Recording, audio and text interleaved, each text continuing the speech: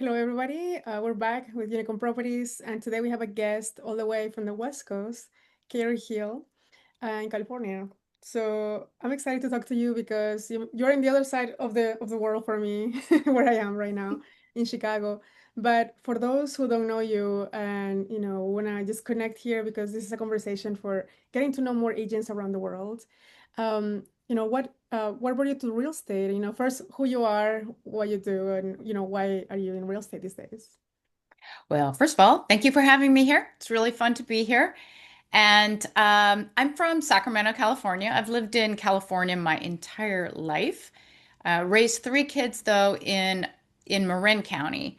And I was a lawyer and also a stock trader. And after my kids moved away, because they all grew up, I thought that stock trading was just a little bit too stressful for me. I've always loved real estate. I've bought and sold a few homes, and I really enjoy remodeling them and fixing them up. And so I thought I would go into flipping homes. So I did all the research to find out how to become a realtor. I went through that process, became a realtor, and then I had to find a brokerage because I didn't know before I started that I had to have my license parked at a brokerage.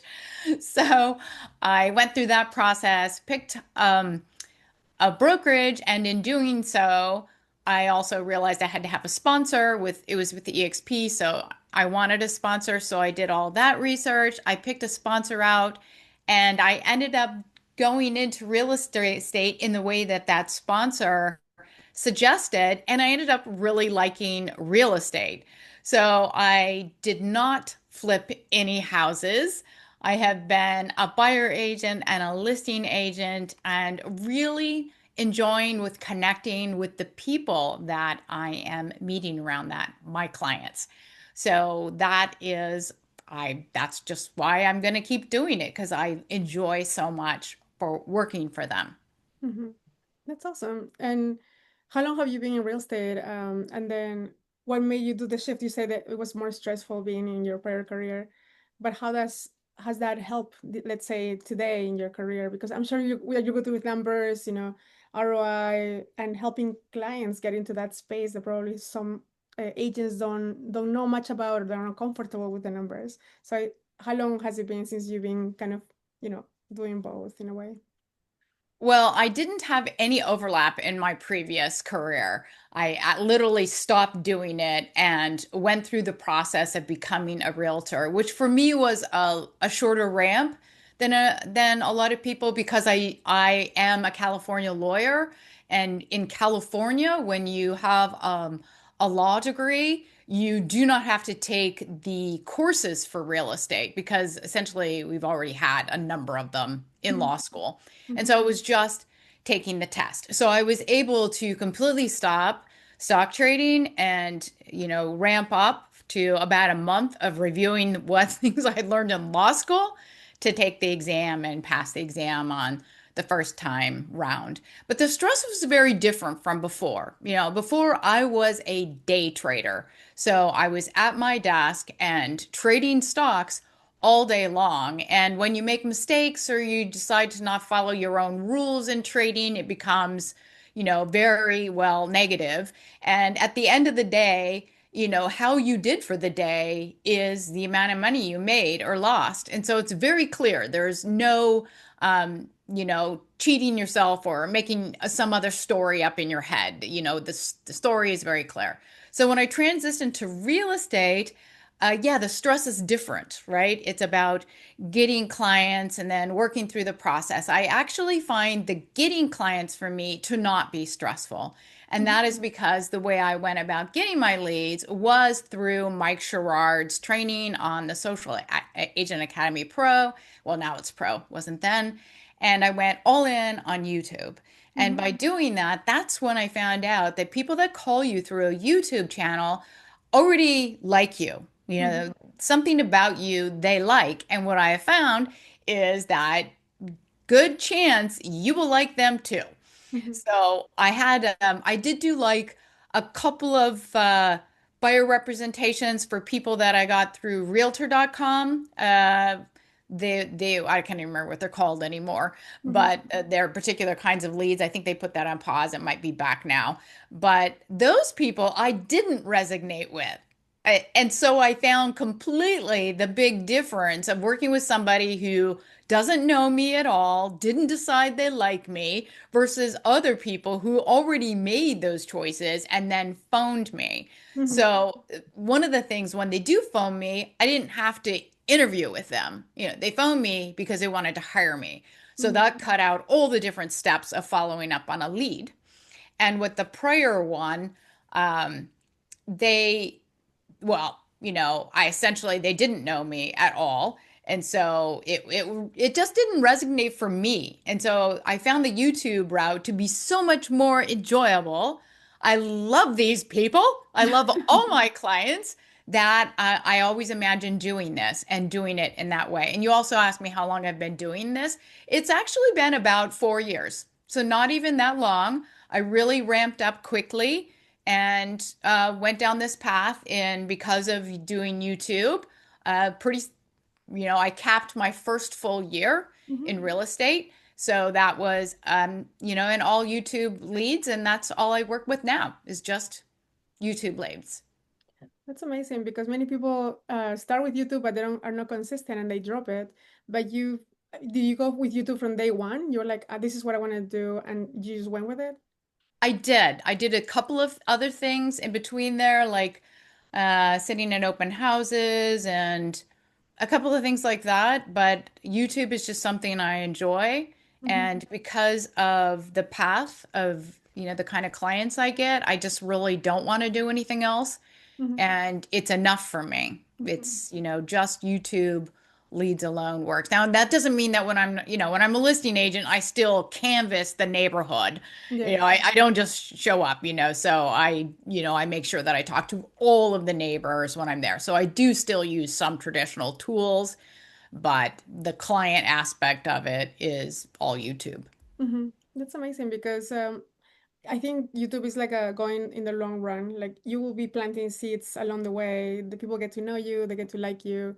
They're like, oh, I want to work with this, this realtor because this is different. Or they probably you aim more into the numbers or not only on the beautiful house, but if you come here to your city, why would you move there, what are the comps in the area, how they compare to other cities, or I think you're next to San Francisco, right? Like it's Yes. very near. Will people from San Francisco live uh, in your area, or is mostly like they just come back and forth because it's close enough but not too close, right? Well, it is close enough, but the funny thing about it, a lot of us don't want to go over the Golden Gate Bridge just because it seems like it's a lot further away than it is. Okay. So I can get to San Francisco in no more than 20 minutes, probably 15 minutes. Oh, But wow. how often do I actually go there? Really rare. Just really rare. Because, first of all, it's completely different. Marin County is, our density in population is a fraction of San Francisco's. So it's just a completely different vibe. And yes, I go there to go to plays or see music or something like that. Or when my daughter lived there, I went there to see my daughter. Hmm. But for the most part, I don't go. Now, there are a lot of people in Marin who work in the city, and I did as well when I was a lawyer, but I would take the ferry in and just walk to the location, which was right in the financial district. And so it was an easy walk. So I think a lot of people do that. And then it's interesting, it is a whole group of families for me in real estate because when people start to have children, suddenly they want to be a Marin. So they're in San Francisco and then suddenly they're looking at my videos, which are explaining everything about Marin. And then I get a call from them and it is always over. The young children have hit school age. And I mean, they have excellent schools in San Francisco. That's not the issue. It's more like, having friends on the block and seeing their friends after school hours and all that. It brings them to Marin, which Marin also has excellent public schools. So yeah. That's awesome. That's great because it's like the closest to the one of the biggest cities in, well, the most affluent cities, let's say, in the US. And because of that, have you seen like a influx of foreign buyers? Is it more like, since we're in the international space, we always ask to realtors that are very focused on the local side of things. I mean, who comes to that city to live? Maybe from people from all over the world in San Francisco. Everybody wants to be there if they have a startup, if they're in tech, and now with AI, probably, that's still kind of the go-to place. But how do you see buyers coming from different countries to your city now? Well, I'm sure that more go directly to San Francisco than go north to Marin. So Mhm. Marin is also very expensive. Okay. And in fact, maybe even more expensive than a lot of San Francisco, and depending on where you live. But Mhm. I do get calls internationally. I would say that most of them come from Australia and from China. I've had a number of buyers that I've worked for that have come from Shanghai. And I think that is most likely because Shanghai is also a very expensive real estate market, like the one I'm living in. And my clients here from Shanghai tell me that, Marin County looks like a deal next to Shanghai. It's because millions here will buy you a house and millions there buys them a tiny little apartment with no garage, things like that. Well, Yeah. So, but yeah, so I get some international calls, and it's definitely people that, are watching my YouTube channel and they happen to see a few things about Marin. Marin is made up of 27 little cities and towns. So, and a number of them have their own little downtowns. So they're okay. very cute. So I had to do a lot of different videos to cover a number of those. Or actually, I think I covered all of them that have their own little downtown, except for That's a maybe lot. Point Reyes, which is by the coast. But so people come, they see the YouTube channel because of that reason, and yeah, and they get used to the idea of Marin. Once in a while, they have some kind of another connection here, but for the most part, they don't know Marin at all. Okay. It's the YouTube that shows it, and then they want to see it besides something like San Francisco or maybe some of the other counties that are around San Francisco. And that's a lot of work going through 27 city or towns, right? Because then each of them might be different. They have a different feel to it, and everything is just crammed into this area, but it's very unique in its own way. So you have to have a lot of patience to be able to showcase that differences and the restaurants, the feel of the downtown, and then why would you want to live there?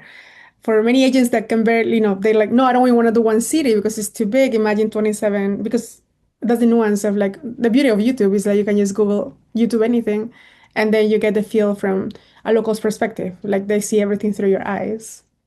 Yeah, no, that's true. And actually, from my standpoint, it creates a lot of content opportunities, Yeah. right? So it was easy to figure out what my content was going to be because I was like, oh, I'll do Tiburon this week. Oh, next week I'll do Corte Madera, right? So, but one, so that was like a big plus. Mhm. Might seem overwhelming, but as long as you break it into components, so that it's not, I get easily overwhelmed. So I'm always looking to break things into components. Mhm. So by doing that, it took a long time to put out that content, but it's very evergreen.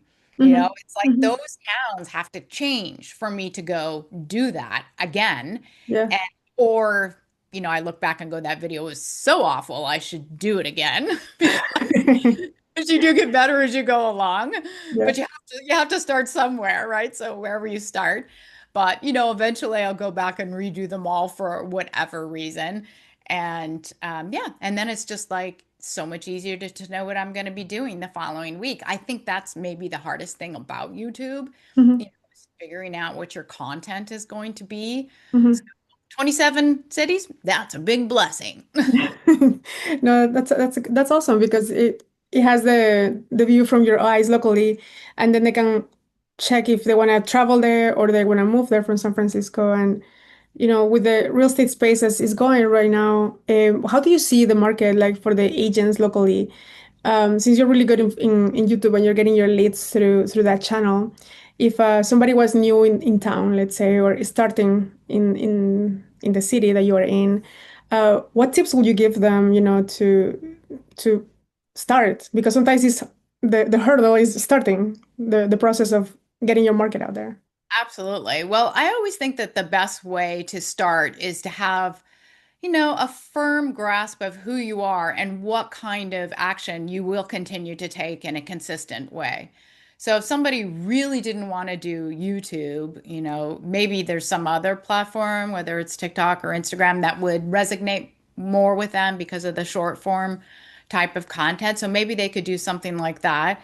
And if they didn't want to be behind camera, then they're going to need to have some, really top strategies on how to do one of the other very successful things that agents could do. So the number one thing I would say is just have a really firm grasp on what, as a new agent, you are willing to do over and over and over again. Because the worst thing you can do is thinking you have to do everything, because there's a good chance then you won't do any of it. Mm-hmm. And and even if you did, you won't become the expert in it. I mean, there's nothing wrong with, as a new agent, to try a few things to decide what resonates with you, but then you really need to firmly do that, do it consistently. So I think the biggest thing is just taking action, right? Having a plan and taking the action, staying consistent. Mm-hmm.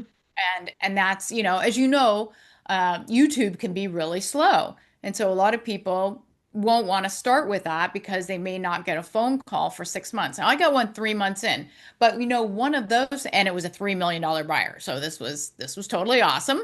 Mm-hmm. Um, is that you don't, it depends on where you are. So I happen to be in a county where there are not a lot of YouTubers. Oh, nice. So it was a little easier for me to get the eyes on. If you happen to be in a location with lots of YouTubers, you are going to have to spend a lot of time studying what they are doing so that you can up the game, whatever that means. And maybe they're all really lousy and that's an easy game to up. There's a lot of that out there, Yeah. a lot of that, and to get more eyes on you. And then, you're going to need to promote your channel a bit more. Mm-hmm. But I started at a good time. There's more YouTubers coming on now in my location than there were in front of me. There's more behind me, but I Mm-hmm. started first. So, Mm-hmm. or before most of them. So it was Yeah. easier. Anyway, yeah, you just got to have a plan, take action, and stick with it. That's awesome. I mean, it does take consistency. It does take patience. It takes patience because sometimes you're like, oh, I'm not getting anything, and it's only month one. But yeah, you've been structuring all the content. Now you're the go-to person when they Google your city because they go straight to YouTube to show them why will you live there and how does it visually look like, through your eyes. And now that we have, this co-sponsorship program that it's new in EXP, and first I wanted to see how is it going with, with that. Are there many agents in your area? Like they're like coming up and new and coming up, or are they people that are more seasoned? Like they've been in the business for a while, they're established. How does it work in your town for that, for agents? For agents, there's always new agents, but I would say I do live in a town with a lot of established agents. And as a matter of fact, taking it back a little bit, part of the reason I went down the path of doing YouTube is every person I know, my sphere, your number one place you go to knows at least 10 agents. So, I didn't want to actually even go to my sphere about seeing what was going on with them. I mean, ultimately, my close friends know me and, obviously they, contact me for themselves and for their friends. But there are other people, since my kids have already been through the school system, there's people I haven't been in contact with for 10 years. And I didn't want to reach out to them. I thought it was awkward, especially knowing that everybody knows 10 agents, right? Now, Mhm. I found a few of those, even though I haven't, seen them for ages, have located me potentially through the YouTube channel and then also reached out. But so for yeah, for new agents, I would say there's not a lot of new agents in Mhm. Marin County. And you were asking about co-sponsorship. So Yeah. so I do that too, but the vast majority of the agents that I work with are not local. So Mhm. and I would say the reason is I first of all I work with my son. So when I do co-sponsorship, it's of both of us. He's also a realtor and I believed in this so much, that he came and joined us as well. Mhm. And so, yes, we do act as a co-sponsor, as a team. So there is a little difference there because we can't break down what we each do. So, as you know, with a co-sponsor with eXp Realty, it's the value that the one person brings Mhm. to the table as a co-sponsor, as opposed to the sponsor with their upline. But me and my son can't break apart what we do. Mhm. So when we do act as a co-sponsor for an agent, it is both of us instead of one agent because it's Mhm. just not divisible. Nice. I I mostly help the agents. He does all the tech and the back end stuff. And I can't do his part and he doesn't want to be mine. So That's amazing. No, that's awesome because with the new agents that will be either new to the area or that need help locally, let's say, and but then with your son, they get also the tech part that they don't, they're not alone. They get systems in place. What would be something that an agent looking at this conversation would be like, hey, I would love to work with Carrie and Natalie maybe to see how we can combine both of those, both worlds, locally, tech. You have a very high ticket and when it comes to the real estate space, very niche as well in the location. But then probably maybe they're curious about the international piece and how they can maybe bring more flow to the more eyes into the section you guys are in. What would be something that you will tell, like three things that you're like, this is why me and my son are the best at this, and people can relate to that. yeah, well, as you know, both you and I have the same upline. Mhm. And so we both have the same value package with, AI Agent Accelerator and Social Academy Pro and our weekly meetings. There's so many of them. It's awesome. And so the component that my son and I decided to bring was we realized that all agents only have so much time. And so we wanted to do things for them. And we went down this path of mainly building out this potential for passive income. I mean, it's something that a lot of agents want is to have a passive income stream that is besides what they do as a realtor.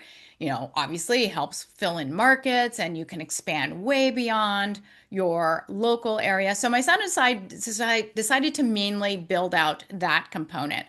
And it's interesting because it is all about agent attraction, as you know, and that's something agents don't come to EXP for. They come Mhm. because we have great pay and great systems, and we're the only publicly traded profitable brokerage in the last 5 years. We're a very, very successful story, and people like to jump on success as they should because it will last forever, unlike some of the other places, that may or may not last because it doesn't necessarily work. But unfortunately, as you also, I'm sure know, is after about a year of being with EXP, nearly all agents are going, what? What about this passive income path? What do you mean, this agent attraction thing? Oh my gosh, that would be amazing. I would love to get those big checks every month as well. How do I make that happen? And then the first thing they discover is that the upline actually matters because if you want to be different than other agents, bringing agents to EXP, it's great to have a value package. And so Mhm. you and I both have that exact same value package.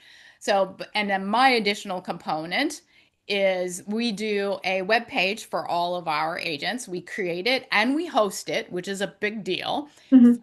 so that they can take their URL and give it to other agents that may be interested in this opportunity. And then we run webinars to explain both what EXP does, what the Wolfpack does, and what our team, which is called Smart Agent Alliance, does. And then we also do the one-on-one calls for agents to bring in agents. So a brand new person can come to EXP, not know anything about EXP, and we handle all the steps, which is Nice. really important because I'm telling you, it took me at least 2 years to understand what EXP does because Mhm. it's so big. And I think that's why it can be overwhelming, Yeah.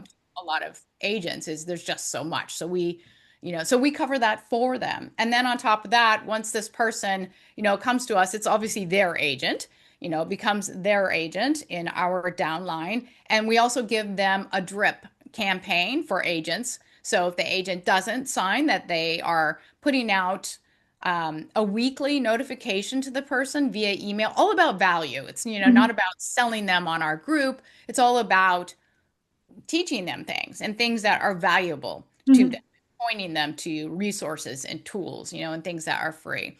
So, you know, and then the international component that's you, Natalie. Yeah, so that's all you. I don't bring in too much of that being a native Californian. I've lived here my entire life. I do travel, but other than that, yeah, I don't speak more than one language. No, no, that's amazing because sometimes the organization, as you mentioned, the breaking it down to pieces is something that is, you oversee it and it's so important because otherwise you are end up in overwhelm. And I've been there many times unless I have like a what do I need to do today or the morning of today. Otherwise, it's like I have so many things to do, like I don't do any because then I'm so overwhelmed still, when I wake up. So I think that path is super valuable on the holding their hand through the process. Like, hey, this is how I did it, and this is how you can do it for the agent attraction piece. That is one of the most overlooked, I feel, benefits that EXP gives us, and especially if you don't know much about it, somebody can hold your hand to until you understand it. In the meantime, you're still onboarding new agents with the help, of a team like you and your son. Yep. Well, it's a great place to be. One of the best decisions I've ever made in my entire life. That's amazing. And in the last 4 years, what has been I will say, your favorite part of the organization as a Wolfpack? Um, because I mean, they're a big community, but they stay together. It's like a very collaborative, I think, environment. What's your favorite, like from the Wolfpack specifically? I would have to say the thing that I wasn't expecting was how powerful going to those meetings are. Hmm. There's been our weekly calls. There's been a couple of times where I was just too busy, Yeah. um, running around as a realtor. And so I would miss the calls. And if that happened for more than 2 weeks, I found out that I would feel disconnected, like Hmm. completely, like I was suddenly on an island all by myself. And I was just like, oh, I just need to go to a call. I just need to go to a call. Yeah. And as soon as I log in, I love our women's meeting on Wednesday because it's small enough that we all say hi to each other. And that's what I decided to log into. Somebody would go, hey, Karrie, haven't seen you in a couple weeks, and I could have a tiny conversation before the rest of the agenda. Yeah. And I have found that it's amazing. I mean, we all hear that that's how, you know, some of the most successful agents within our group stay plugged in is just by coming to those calls. And I just think it's multifaceted. It's not only that we get amazing information on Hmm. those calls, but by reconnecting to the people that we see week after week, even if it's just the 20 people we see on the Zoom call, Hmm. that we still see these people, and you can always talk at the beginning and ask questions at the end, and you get to know the people who are doing that, of course, because you see them pop up a bit more on your screen. Hmm. But those have turned out to be actual gold. I mean, Hmm. gold for staying inspired, gold for staying motivated, gold for not being alone. Hmm. I would say that's it for me. So the connection of the group mostly, and I find this calls very helpful too, because in a call of 100 people, 200 people that we have with the larger groups, is too much going on, right? Like you cannot have that one-on-one relationship. But in the women's call that we have on Wednesdays, you remember each other because we keep seeing each other week over week over week. And for referrals, it's great because then you have, they know your location. They're like, oh, Karrie, Marin County, but then Austin, and we have Angie, and then we have Atlanta, and then we just remember each other, like, hey, for a referral, I know the first person that comes to mind because I see you every week, which Yeah. reminds me sometimes to some of the BNI groups I used to belong to, that each week they meet and then send each other referrals, because that's kind of the purpose of that specific group. But with our calls internally, we still stay top of mind. I think that's something that it's very important that sometimes we don't do, or we don't participate. And I think the success of every agent, it's how plugged in you are into your business, or the resources you're given by the company, whatever company you're in, but at least utilize the resources. Because when people stay away, like, oh, I'm overwhelmed, but I don't ask for help either, it's hard for anybody to help you if you don't know if that they need help. Yeah, absolutely true. And I agree with everything you just said. I mean, that's all a great thing about our group. It's really quite amazing. And we do the referrals on WhatsApp too. So the referrals Mhm. just, that ended up being something that was very unexpected. Yeah. I didn't know that at all. But yeah, absolutely. We always refer out to our own group before going beyond EXP. So Mhm. it's a great perk. No, that's awesome. No, I mean, with that, I wanted to just thank you for your time. Before we wrap it up, what are your social media links? How can people find you? So we can share it also in the description. Okay, well, thank you very much for having me on. So I would say probably the easiest way to find me is just to go to my website, smartagentalliance.com, and it just is smart agent Alliance.com. Smart's my middle name, by the way. So that's how my Oh, son came up with that. And it's his last name. So I got remarried and I used my old last name as my middle name. So it was still the same as my kid. So we chose Smart, not, okay, I guess we're smart. But, it was because nice. it literally is our name. So we chose that. But on that, of course, has all of our social media links all in one location and everything else. So that would be the easiest way. Amazing.